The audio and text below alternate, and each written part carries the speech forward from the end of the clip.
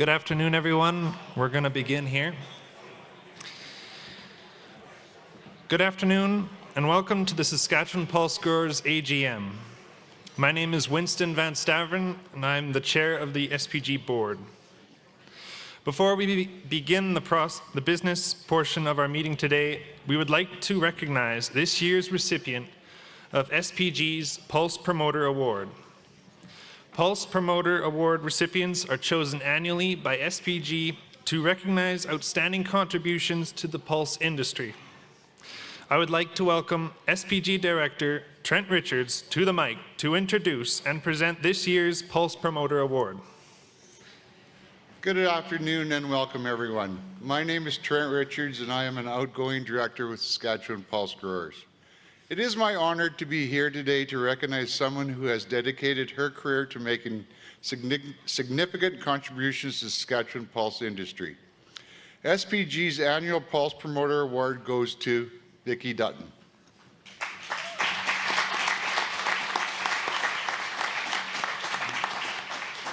Vicki is widely recognized for her transformative contributions to the pulse sector and enduring commitments to innovation and advocacy.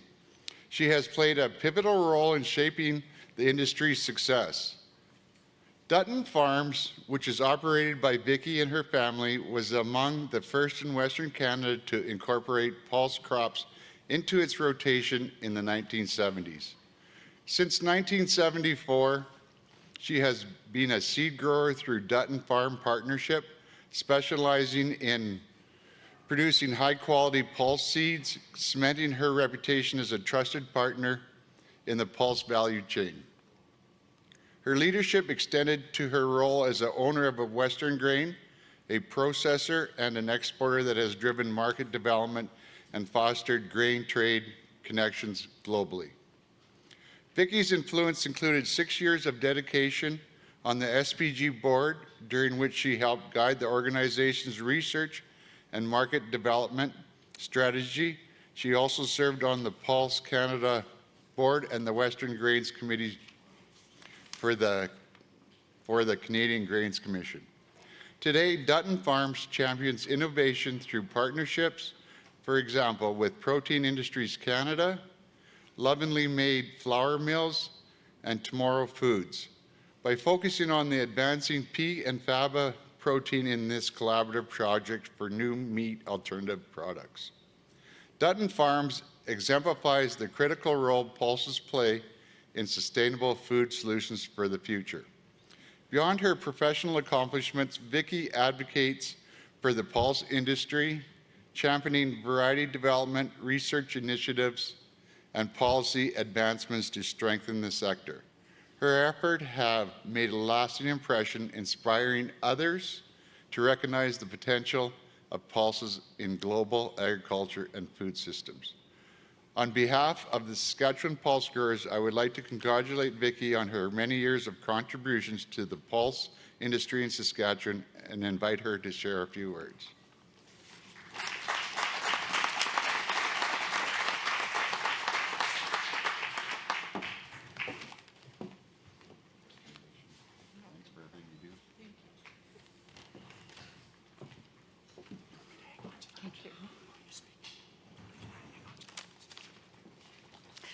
Wow. Thank you, Sask Pulse Growers Board, for the honor of this award. I am humbled to join a list of incredible recipients who have gave fundamental contributions and made a difference to our industry over the years. I want to thank my husband, David, for his enduring love and commitment to smart farming. We were married young, and our children, Lara, Heidi, and George, were hands-on on the farm and in the grain trade. Today, their vision of data solutions builders in plant-based food and farmers help shape the future. Thank you, farmers. Thank you to everyone here today. You are the people who show up, get involved, and make the difference. This Pulse Promoter Award belongs to all of us. I want to recognize the Saskatchewan Pulse Growers, board directors, executive staff, and advisors who have been instrumental in investing in the development of the pulse industry. Under their guidance, our levy dollars, matched by provincial and federal dollars, were invested in visionary researchers, plant breeders at the U of S and the CDC. Today, new plant breeders are bringing innovation in seed to pulse growers. Seed is our gold. The ability to deliver varieties that perform in the field and provide the best value in world markets. I was blown away when Sask Pulse Grower Chair Winston called me and said I had won the Pulse Promoter Award. Winning this award has taken me on a journey of recollection, so I have a few conclusions to share. On my first trip to sell pulses, I went to Calcutta. Calcutta is the poorest city in India. We went to the pulse market. The market is lined with narrow storefronts, dirt streets worn hard as concrete. Men, they're all sinew, they're dressed in a small waist wrap, and they're carrying 100-pound bags on their back, 110 back then, as big as them. The narrow sales area had warehouses in the back. It was their duty to carry those bags to the buyers. I enter the trading booths. They're small, they're narrow, there are chairs on one side, traders on the other, there's samples on the table. They're bartering, and if you've ever been in India, you know they barter loudly. I see the samples of pulses on the table. These are the samples they're selling on that day.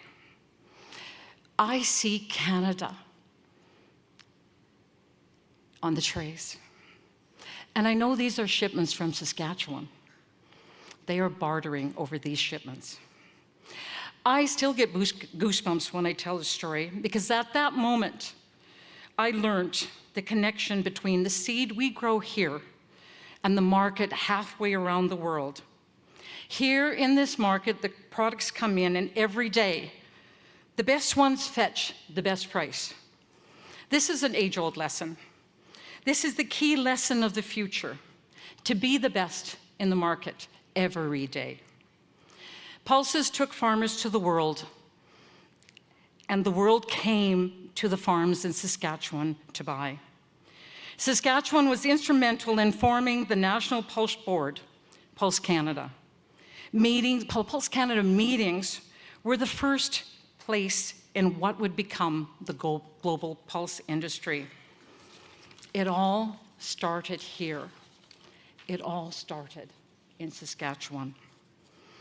And while growing pulses, we increased our soil carbon and lowered our carbon footprint.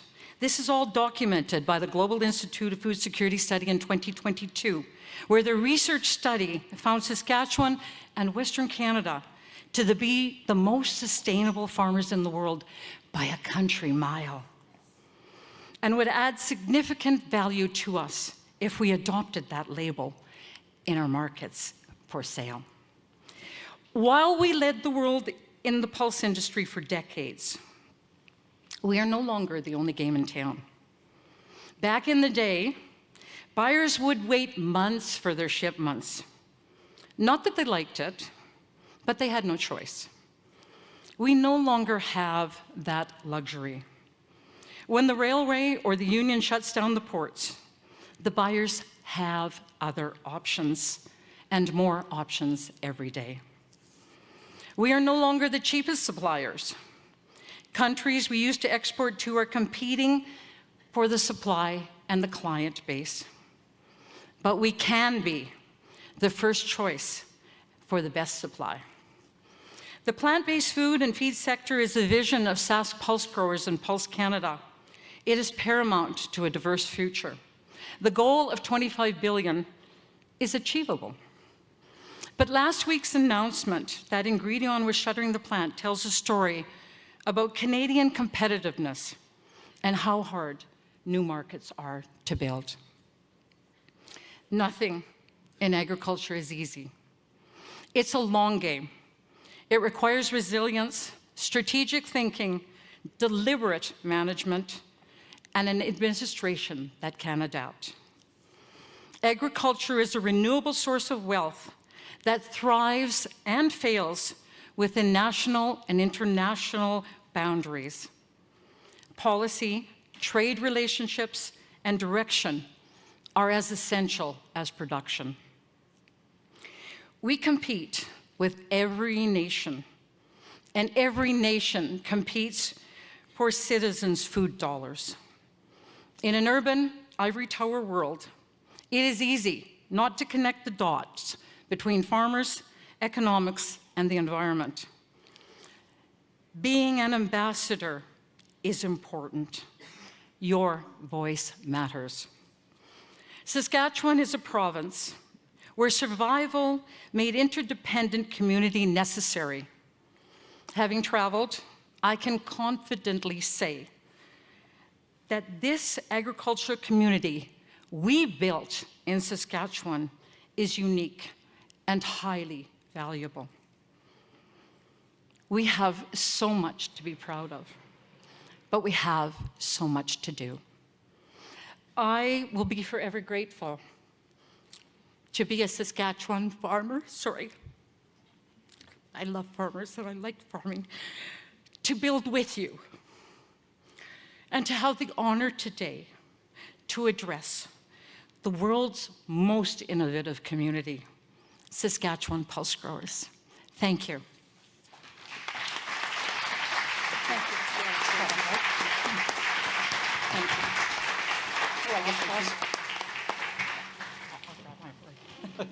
I'm not leaving without this. We'll get a photo with Trent too.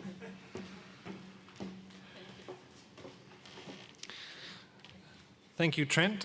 I would like to congratulate Vicki again and thank her for the work she has done for the pulse industry. Now moving into the business portion of our meeting. I'm told we have enough growers present to reach quorum so we can get started. I will now call the meeting to order. Voting members who have registered in advance should have received a copy of the AGM agenda and minutes from the last AGM via email on Thursday. They are also available at the registration desk and at saspulse.com. Our latest annual report was also circulated by email and can be found at saspulse.com and at the registration desk. Inside the annual report, you will find SPG's latest audited financial statements. Voting members can move or second a motion by raising their voting card in the room today. The resolution portion of the meeting will take place towards the end of today's meeting. Stuart Lawrence and Sean Dearland are serving as our resolutions committee. Today, you've already stood. Please turn in resolutions to a member of the resolutions committee before 4 p.m. today. A resolutions template was provided in Thursday's email and is available at the sign-in desk or with the committee members. Also, following the resolution portion of today's meeting, we will open the floor for a grower question and answer period. Growers may bring forward questions for the board on any topic during that time. Now let's move into the agenda of today's meeting.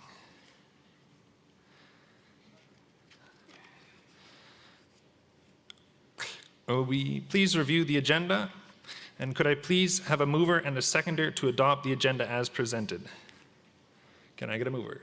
Trent Richards? Brad Blackwell seconds. All in favor? Motion carried. The minutes were made available to you by email and at the sign-in desk. Are there any errors or omissions?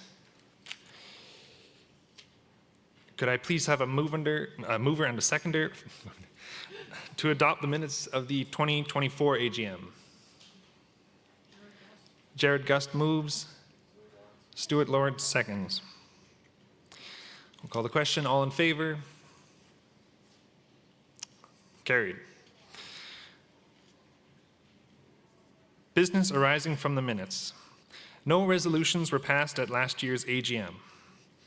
Is there any other business arising from last year's minutes? Hearing none, we will continue. The introduction of the board. I would now like to introduce your 2024 Board of Directors. In addition to myself, the 2024 SPG directors include BJ Hobrick from Hazenmore, Trent Richards from Assiniboia, Robin Henry from Hodgeville, Stuart Lawrence from Rosetown, Terry Uswa from Nipawin, Sean Dearland from Kyle, Brad Blackwell from Dinsmore, and Mario Godet from Melville. I would also like to take a moment to acknowledge guests from other provincial and national organizations who have joined us virtually or in person today. We will now move on to the declaration of election results. SPG received 3 nominations for 3 open seats on the Board of Directors.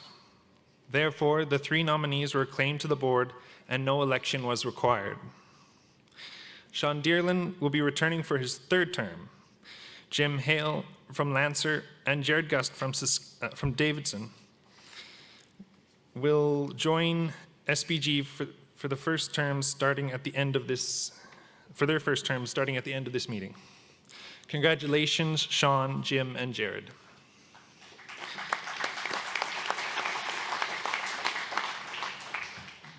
Could I please have a mover and a seconder to accept the election results as presented?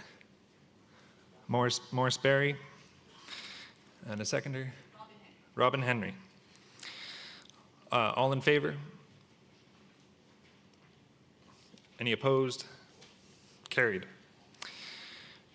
Trent Richards will be departing the board this year, having fulfilled the maximum term length. During his time with SPG, Trent held the position of chair of SPG and also spent time sitting on the Pulse Canada and Soy Canada Board of Directors. I would also like to thank Mario Godet, who joined the SPG board in 2022 and stepped off the board this past August. Mario also served on the Pulse Canada board during his term. On behalf of the board and staff, I would like to thank Trent and Mario for their time and valuable contributions to the SPG board over the years. Yeah.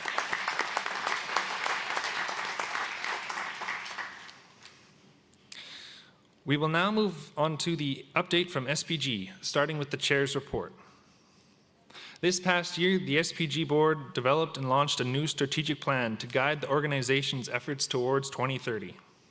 This new plan has an increased focus on specific strategies to address critical issues facing growers today, including a multidisciplinary approach to find solutions to root disease, expanding partnerships in pulse breeding, increasing research capacity through infrastructure and people development, as well as a renewed spotlight on advocacy initiatives on behalf of growers. On the topic of pulse breeding, SPG continues to seek out additional breeding partners to create a robust and competitive pulse breeding environment for Saskatchewan farmers. We are excited to note here today that in addition to our existing collaboration with Lima Grain, SPG, and the Crop Development Center, and have made significant progress towards a set of new collaborative agreements to support pulse breeding for Saskatchewan farmers. SPG and the CDC have recently signed a term sheet outlining a broad set of terms that will guide specific agreements that we intend to enter into on a crop-by-crop basis. We are looking forward to finalizing some agreements with the CDC very, very soon. Root diseases continue to be a threat to pulse growers in Saskatchewan. SPG leads the force to tackle this issue in a variety of collaborative ways. Efforts continued this year through the Root Rot Task Force with partners at Alberta and Manitoba Pulse Commissions. Developing action plans, launching a new website hub for root rot information at rootrot.ca, and calling for proposals from around the globe to bring new eyes to this issue. This past year, SPG also initiated funding for 9 new root rot specific research projects, contributing $2.4 million, which was leveraged to $13 million in new root rot research funding. Building research capacity is key to a thriving innovation pipeline to solve growers' challenges. The AgriArm network works to execute producer-directed projects and are focused on extension of results to improve production practices. I am proud that SPG provided $200,000 per AgriArm site this year to help extend their capacity. Grower advocacy is important at all levels, provincially, nationally, and abroad. I personally had the opportunity to represent the sector on a trade mission to Thailand and Japan this year, alongside colleagues at Soy Canada. It was an honor to promote Saskatchewan growers' interests in this important trade region. Fellow SPG board members also represented the sector in Ottawa, China, and the EU this past year to advocate for a thriving and sustainable Canadian pulse industry. With that, I would like to now invite SPG's Executive Director, the great Carl Potts, for some additional comments from the organization.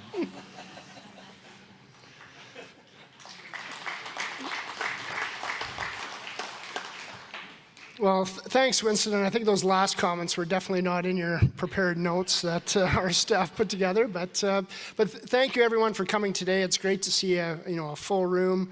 It wasn't in my planned remarks, but I do want to make say a big thank you, to Vicki Dutton. I think just a great message to all of us here in this room of where we've come from and where we need to go as a sector to continue to be competitive. So once again, congratulations to Vicki, who's been an important board member for many years and a mentor and advisor to many of us. So thank you, Vicki. I'm going to provide just a few operational highlights for the year. I'm not going to spend a great deal of time on that, and also present the current year's budget, which we're required to do at each annual general meeting.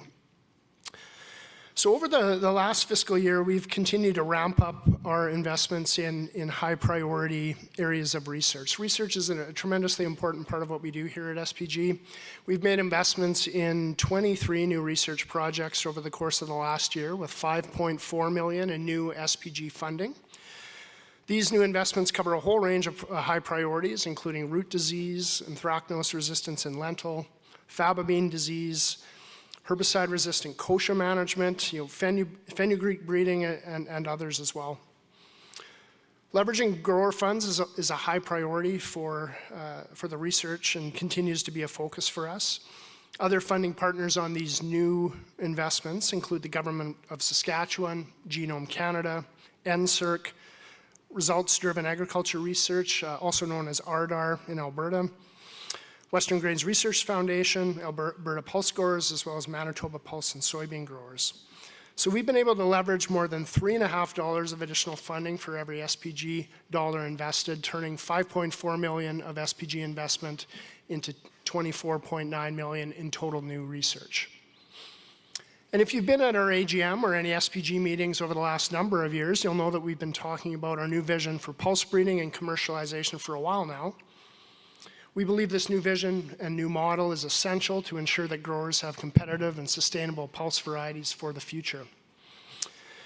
We heard yesterday afternoon at the panel discussion that was held here in this room on research that Canada is falling behind on productivity and that competition from other countries is intensifying.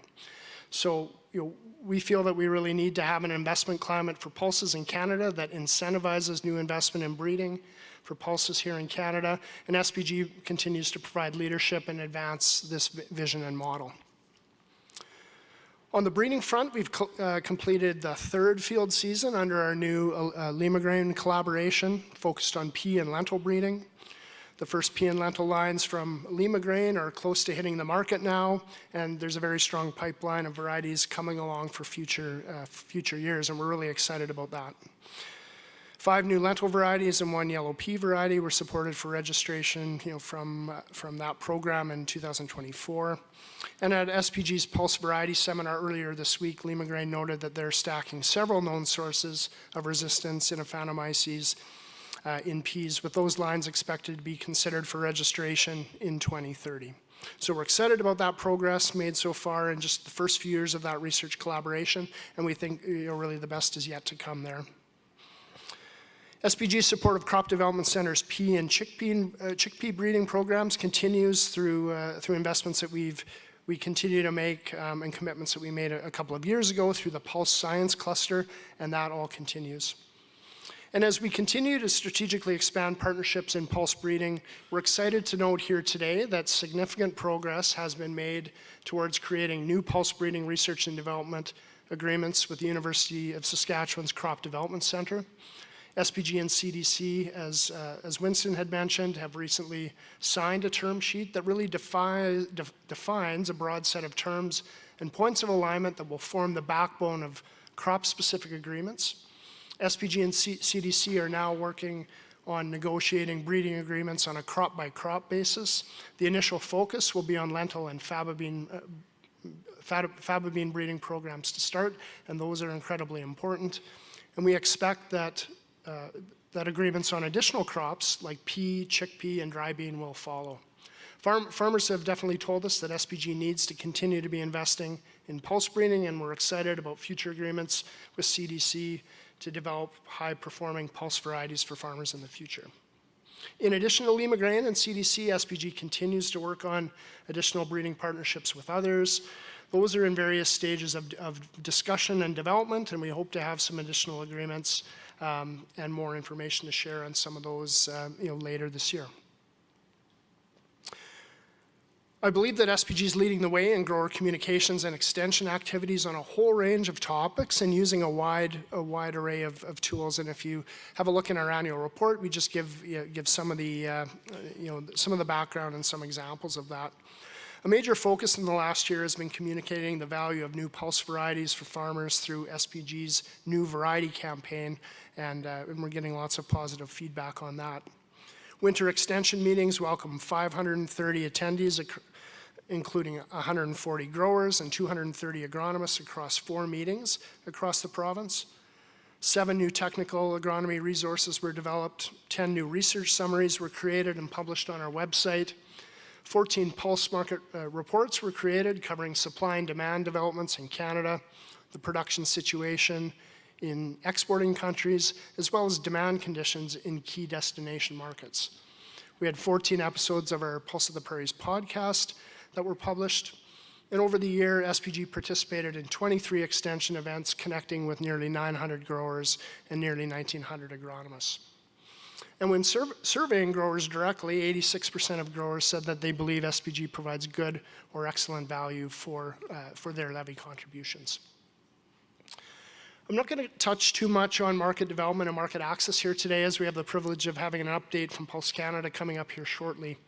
But just mainly to emphasize that the international landscape in key pulse markets has become increasingly complex in recent years. Our sector faces often changing import policies in India, which is one of our major markets for pulses, as many people know, including tariffs and other barriers at times. We face increasing competition for peas into China, with relatively new market access granted to Russian peas, not to mention the sometimes significant tensions between governments of Canada and China. And of course, we've been talking last 2 days in the panel before us, really significant concerns about the potential for tariffs for Canadian products moving into the US. So the international landscape is certainly becoming more complex. So much of our work relies on collaboration with others, and farmers really expect us to work closely with other groups to achieve results. So some of our most significant collaborations are through our national supply chain organizations, particularly Pulse Canada and Soy Canada, who lead market development and diversification, market access, and other key issues impacting pulse and soybean growers, processors, and exporters across the country, and do lots of that work internationally as well. We collaborate with other grain grower organizations in Canada through the organization called Grain Growers of Canada, who leads our advocacy in Ottawa on the highest impact legislative and policy priorities affecting grain producers. We also collaborate with Saskatchewan crop commissions on a select group of policy topics of particularly importance to Saskatchewan grain producers through the group called SaskCrops. We have strong partnerships with other groups such as Farm and Food Care Saskatchewan, Agriculture in the Classroom, and we support other groups that support mental health and agriculture as another example. Now, just turning to our current year budget, focusing first on revenue, the vast majority of SPG's revenue comes from levy revenue generated by farmers.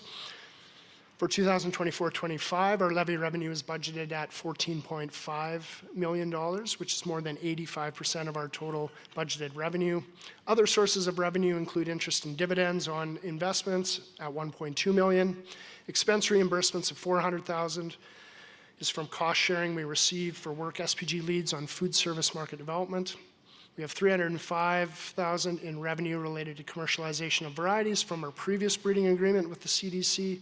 This includes revenue from the sale of breeder seed and royalty revenue from commercialization of those varieties outside of Saskatchewan. $59,000 of government funding through the Saskatchewan government programs for applied demonstration and research projects, and $17,000 in sponsorship of our winter extension meetings. We have $200K or so in other revenue, or most of that really comes from entry fees that we charge for regional variety trials that we run for pulses and soybeans. So total budgeted revenue is shown up there on the screen, $16.7 million for this current fiscal year. Now just turning to expenses, we have our largest category of expenditure is research and development at $9.9 million. Market development is at $2.8 million, which includes contributions, SPG's contributions to Pulse Canada for market development and expenses that SPG incurs directly for the food service component of market development that SPG leads out of our office here at SPG. The budget for communications is about $1.1 million for this year, and this really covers all of the grower communications and extension work that SPG undertakes. Market access is budgeted at $820,000, and this is the portion of our $1.8 million in base contribution to Pulse Canada for market access work that is led directly by Pulse Canada. On variety commercialization, we have $337,000 in expenses budgeted, and this relates to cost to maintaining seed of varieties that we have commercialization rights to and other aspects of our variety commercialization program. Leadership and management shown there includes many overhead costs primarily, including things like office costs, salaries and benefits of staff that aren't directly tied to other program areas, board costs, professional fees, and those sorts of things. So when we look at the whole picture, we are expecting a small deficit budget in the current year of $100,000 as we continue to expand our investments in high priority research and market development alongside very strong revenue, which is being driven by historically high prices, particularly for lentils that drives a lot of SPG's revenue. And as I wrap up, I want to take just a minute to recognize the work that our dedicated group of staff do on behalf of farmers each and every day. Many of our staff are here today, and several of them, I want to note, have reached major 10-year and 20-year milestones with SPG. So it really is a great privilege for me to work with such a talented group and professional group of individuals, all with a focus on farmers' interest first. So thank you.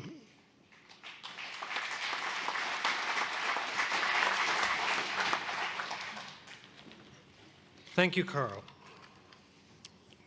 To close off the report from the organization, I would like to invite Jeff English, Vice President of Marketing and Communications with Pulse Canada, to the podium to deliver a report from Pulse Canada.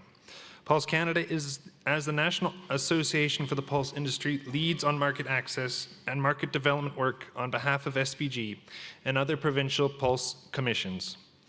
Jeff, the podium is yours.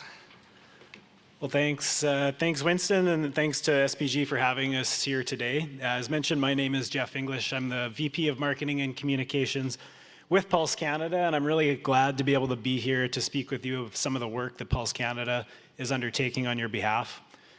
As you know, Pulse Canada is the national association representing the growers, traders, exporters of Canada's pulse crops. We work on behalf of our members to advance interests across the areas of market access, transportation, crop protection, and market development.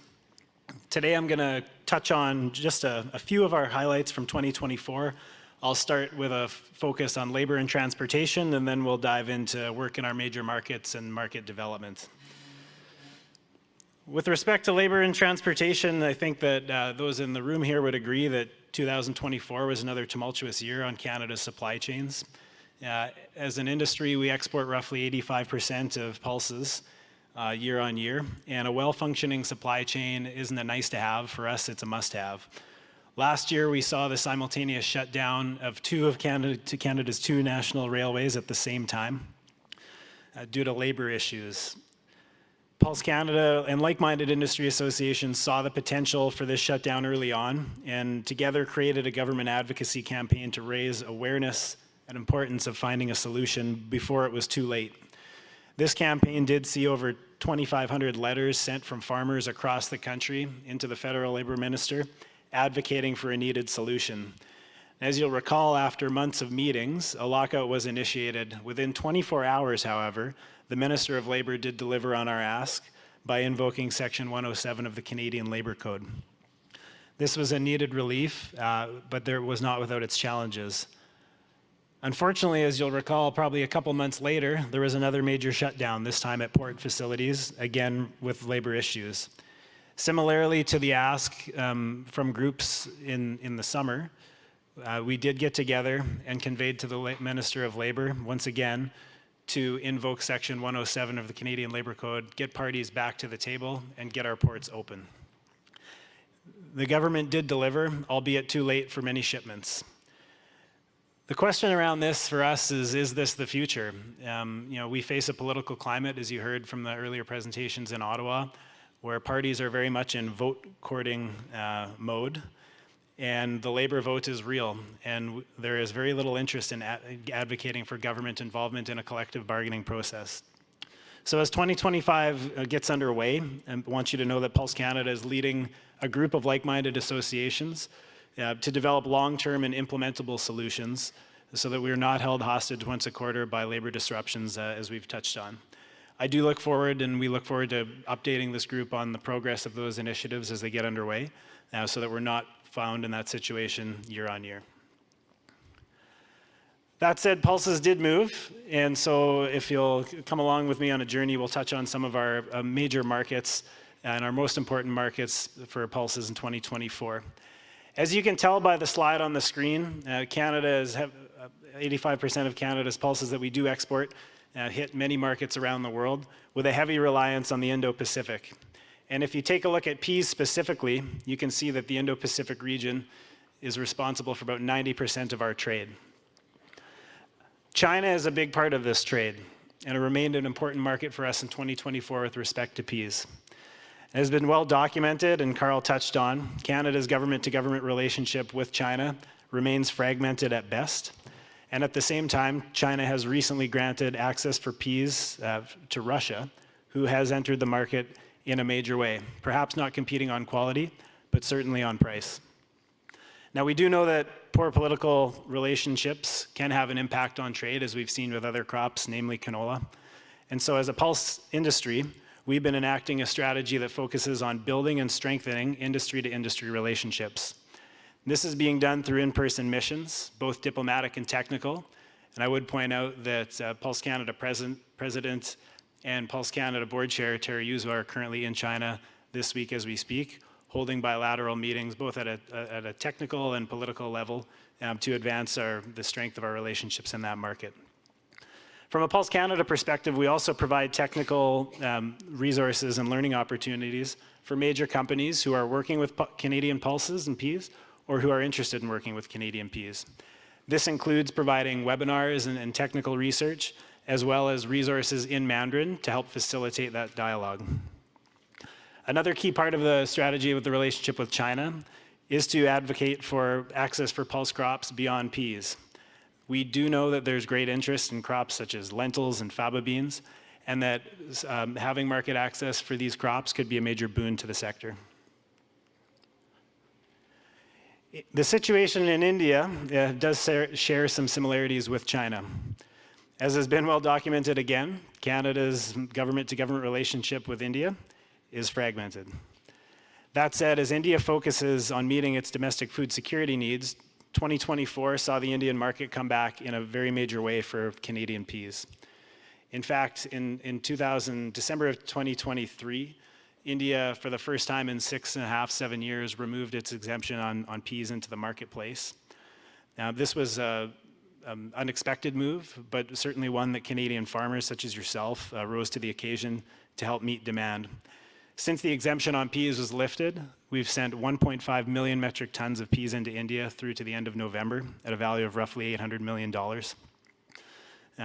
With respect to lentils, the Indian government has had a tariff exemption off through to the end of March 2025, which has led to India continuing to be our single largest market for lentils. Both of these decisions, as you can see on the screen there, are up for renewal very quickly. Peas has been extended through to the end of February, and the lentil tariff through to the end of March. So we continue to advocate in this market for predictable and reliable market access to help inform some of the decisions that you all are making with respect to ensuring that when you put the crop in the ground, you'll have viable bidders to make a living. So what are we doing in the market? Well, as you can see, the focus is on a mutual benefit of predictable pulse trade. We have continued to show up and strengthen industry ties by promoting the mutual benefits. In February of 2024, we had a delegation in India hosting industry-to-industry meetings and participating in the Global Pulse Confederation meeting there. We were proud to host a delegation from India in September to reciprocate some hospitality. And we will have a group in attendance next month at the Indian Pulse Conclave, which is a biannual meetup of the industry. The focus has been to keep pulse crops out of the political crosshairs. There was a time, as you'll recall, through statements made by government leaders, namely our Prime Minister, where it was a very real possibility that pulses would become a bit of a political football. But to date, through industry-to-industry work and strengthening those relationships, we've seen success, although we know the work is not yet complete. So I just wanted to put up on the slide a bit of a visualization from the earlier one where you can really gain an appreciation for how reliant, from a peas standpoint, we are in the Indo-Pacific, and specifically two major markets that take over 75% of Canadian peas. And that is why we invest in things like market development. We've undertaken work on the market development side, creating opportunities for pulse crops in new and high-value markets. We have pulse crop-specific strategies for growth in these major markets. You can see a bit of it there on the screen. Each strategy focuses on specific uses to that crop and in markets where there's the largest opportunity for growth and for value. That includes the lentil food service, which is led, as Carl mentioned, by SPG. It also includes, uncovering potential in some non-traditional high-value markets where we work and leverage the nutritional and environmental benefits of pulse crops. That's places like pet food in the United States. And I have a colleague here, Dennis Tremorin, who would be happy to speak to anybody on pet food or on feed, who's really interested in working with companies who are taking a look at how to incorporate Canadian pulse crops into feed rations, into feeding trials, to not only bolster the health of their animals, but as well as to help lower their overall carbon footprint of what they're putting into market. This includes through feed trials in Southeast Asia, looking at things like shrimp and carp, and it includes things like hogs in the United States and here in Canada. This is the kind of work that we feel is required in order to have an impact and to attract top companies who can actually make a difference in helping move major volume.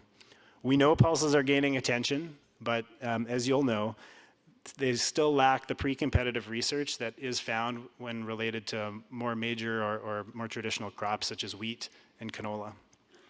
Through traditional volume markets, domestic value-added processing, and finding new uses in high-value markets, we do believe that demand of the crops you grow can continue to increase, and we're happy to undertake that work on your behalf.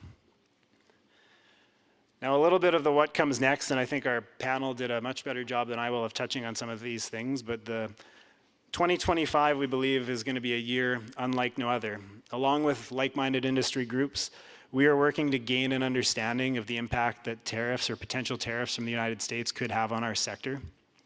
Canada does have a trade surplus on pulse crops as we send peas and lentils and other crops down into the United States.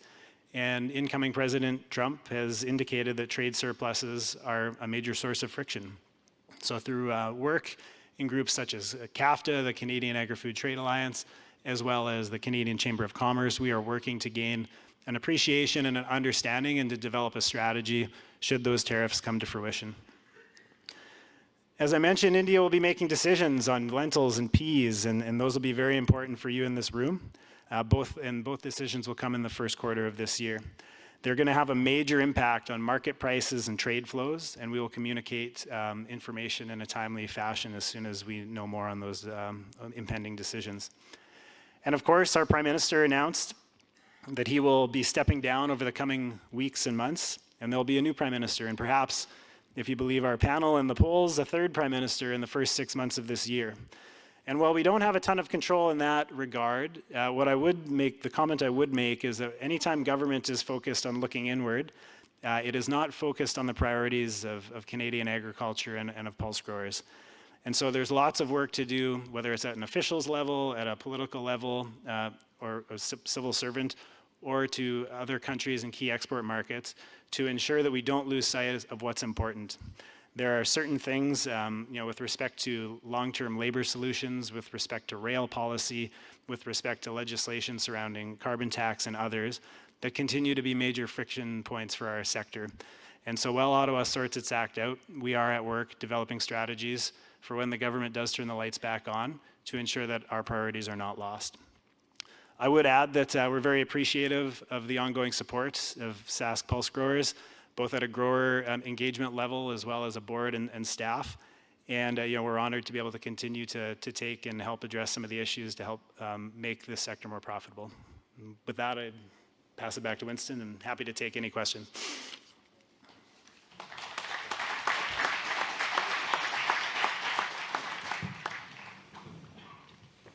Any questions for Jeff? All right, thanks, Jeff. Are there any questions on the report from the organization? Okay, now I would like to ask BJ Hobrick, member of the Audit and Finance Committee, to present the audited financial statements for the 2023-24 fiscal year. Good afternoon. SPG's audited 23-24 financial statements are available in the annual report circulated via email last week, at the registration table, and at saskpulse.com. SPG is required to have a number of audit opinions completed.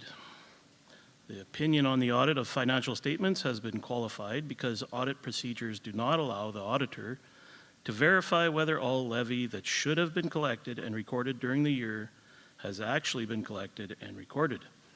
This is a standard qualification for many crop commissions. The opinion on SPG's compliance with the Agri-Food Act and Pulse Crop Development Plan regulations, there were no issues noted in the opinion. Opinion on the controls of the organization: to safeguard resources, prepare reliable financial reports, and to conduct activities in accordance with laws, regulations, and policies developed. There were no issues noted in the opinion. Opinion on the proper use of Crown monies. There were no issues noted in the opinion. Next slide, please. Revenues. Levy revenue collected this past year was $15.1 million, down about $1 million from last year. There was a drop in seeded acres in 2023, which was offset by continued historically high prices in lentils and peas. Overall revenue was $17.9 million, which was down about $200,000 from last year. Next slide.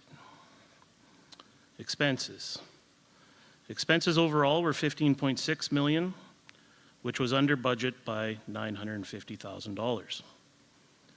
This was primarily a result of R&D expenditures being under budget by $664,000, though there are projects totaling $600,000 where contracts were delayed due to leveraging, with partners taking longer to get in place.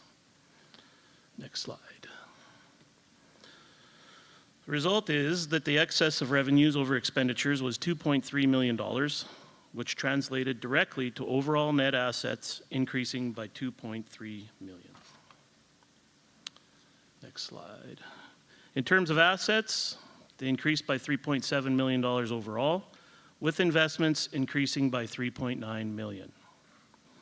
Total investments held by SPG at the end of August were $34.9 million.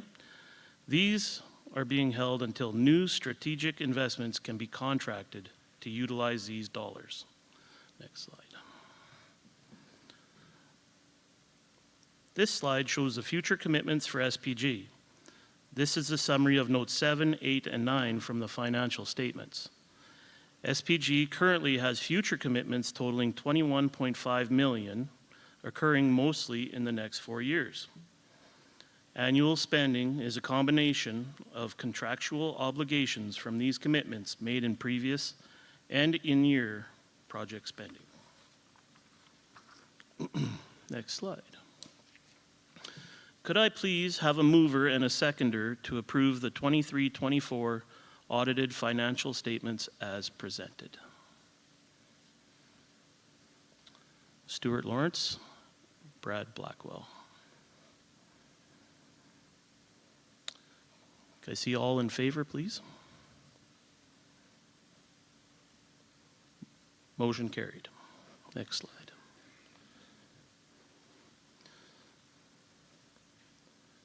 So now for the appointment of the auditor. Next slide, please.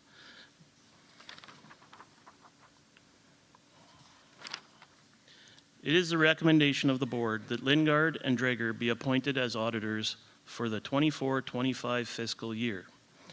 I, BJ Haubrich, as Audit and Finance Committee member, make the motion to appoint Lingard and Dreger as the auditor for fiscal year 24-25. Could I please have a seconder on that motion?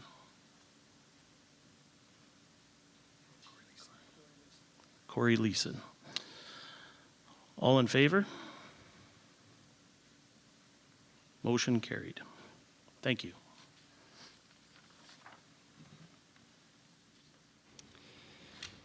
Thank you, BJ.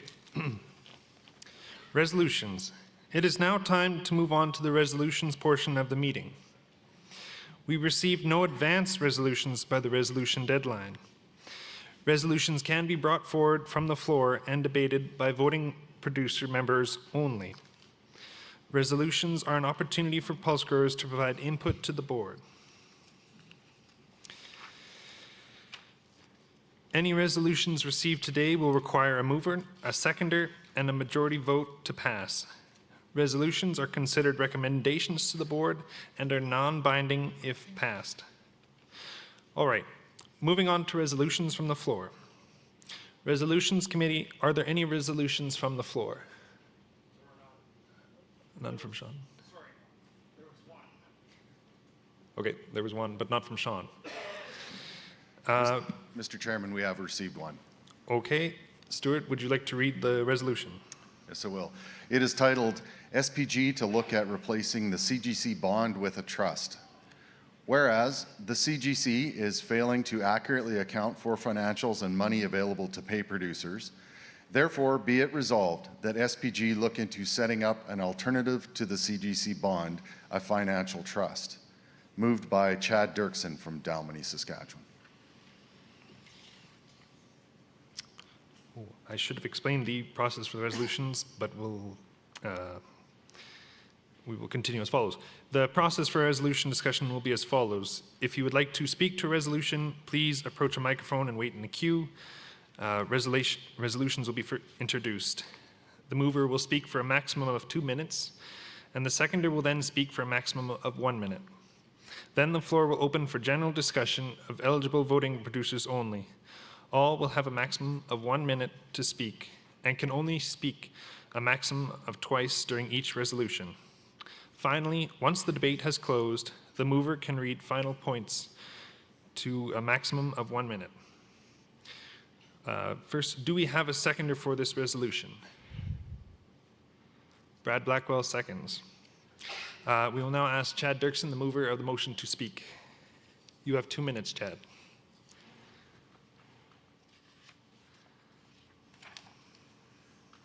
Thank you very much.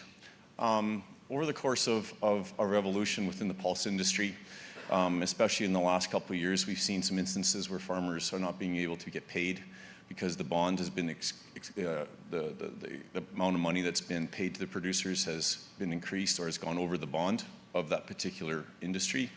And I've observed, and it's just my personal conclusion, that there might be an opportunity in the future in order to alleviate some of those issues. I think SPG has got a unique position in collecting levies and in being involved hands-on with the pulse industry.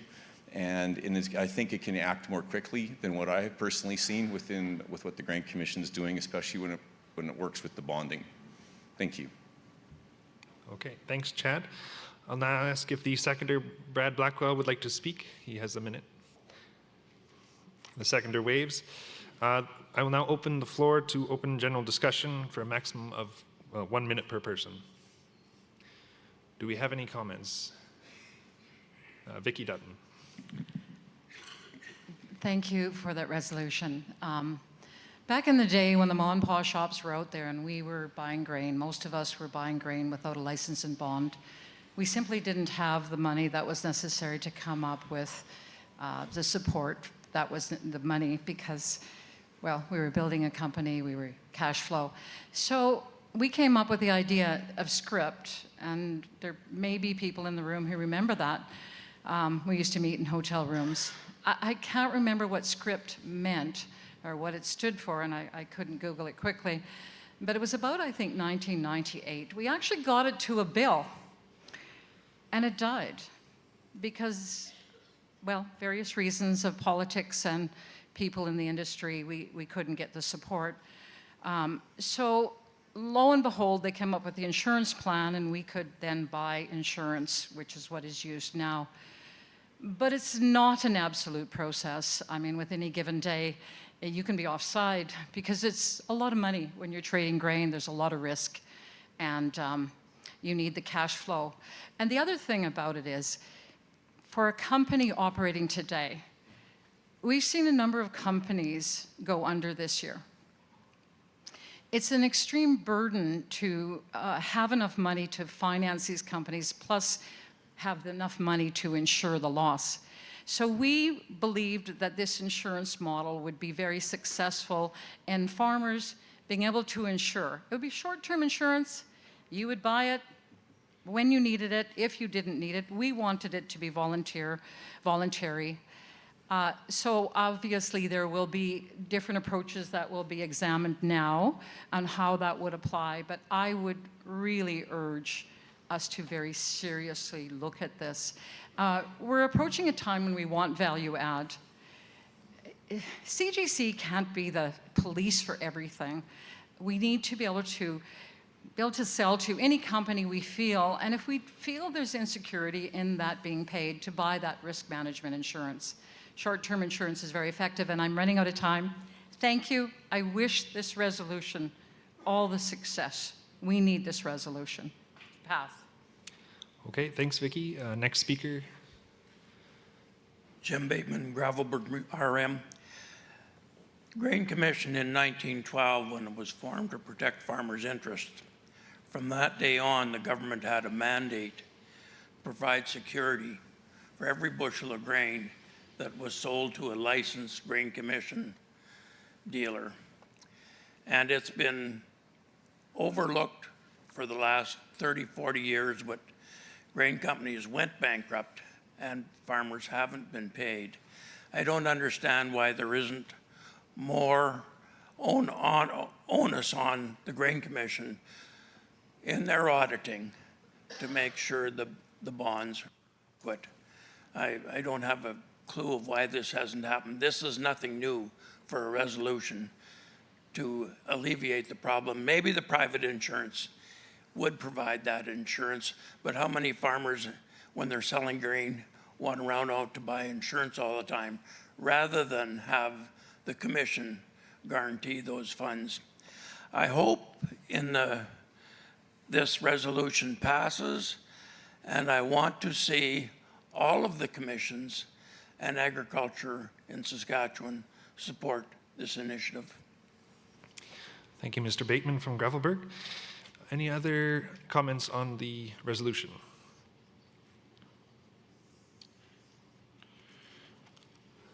Okay, seeing none, the mover now has, oh, we got someone going. Go ahead. Hello, I'm Josh Staple from Scepter, Saskatchewan, southwest corner. I was just thinking here, a trust fund set up, when these things go under, say you have 10 farmers and you have $100,000 owed to each farmer, that's $10,000 really, really quickly. So a trust fund might be very hard to fund with levy dollars. Maybe we should be putting more of our more money towards lobbying the federal government and getting the CGC a swift kick in the butt. Thanks. Thank you, sir. Any other comments? Last call. Seeing none, the mover will now have time to make a final point for a maximum of 1 minute.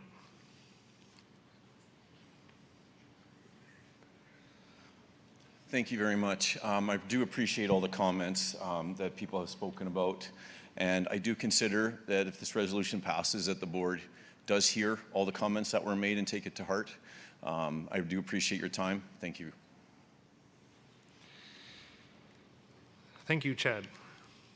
Do I need to reread the resolution? Reread. I don't have it in front of me. I'd have to read off the board. I'll get Stuart Lawrence to reread the resolution, please.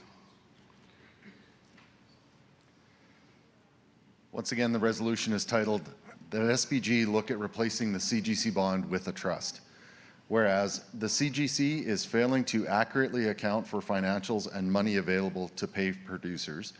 Therefore, be it resolved that SPG look into setting up an alternative to the CGC bond, a financial trust. Okay, we will now call the vote.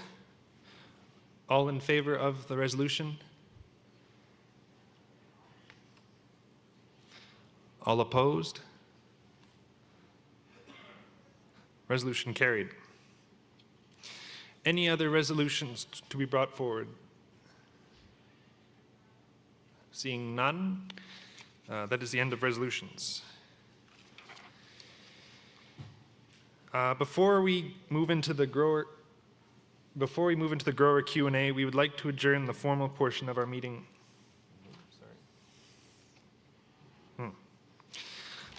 If you drive a vehicle with these license plates, please move your vehicle. 488 LPH, 174 MTZ, and 375 MIH. That's 488 LPH, 174 MTZ, 375 MIH. Okay, we'll keep moving.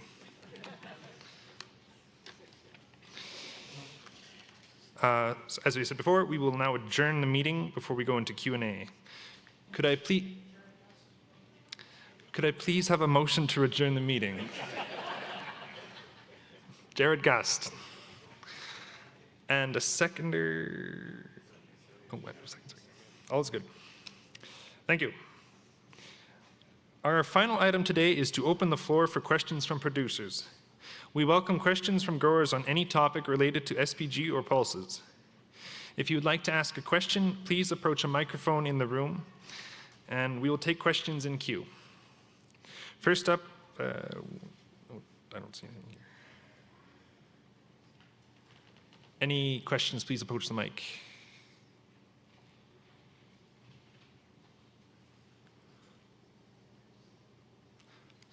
Seeing no questions, we appreciate you all being here. Now in closing, that brings our 2025 AGM to a close. Thank you for joining us in person today. Stay tuned for SPG's 2025 winter extension meetings with stops starting on March 4th in Saskatoon, February 4th in Saskatoon, February 6th in Regina, and February 11th in Swift Current. We hope you join us over the next couple of months. That concludes our meeting for today, and I'd like to thank all the people that did all the hard work, all the members of staff that got this great event organized. And that concludes our meeting for the day. Thank you so much.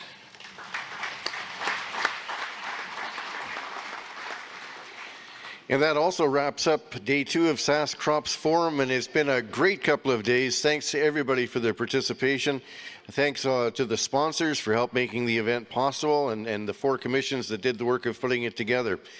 Now, they'll be sending an email to everybody that participated here asking for some feedback so they can guide further conferences, and a $100 co-op gift card is on the line for one of the lucky survey participants. So we're running early, which seldom happens in meetings, but you can make your way to Boomtown for a final networking reception, complete with appetizers and a cash bar, and can continue some of the discussions from the day. Thank you very much for making my job easy and everybody keeping on time. Really enjoyed it. I hope everybody else did too. All the best.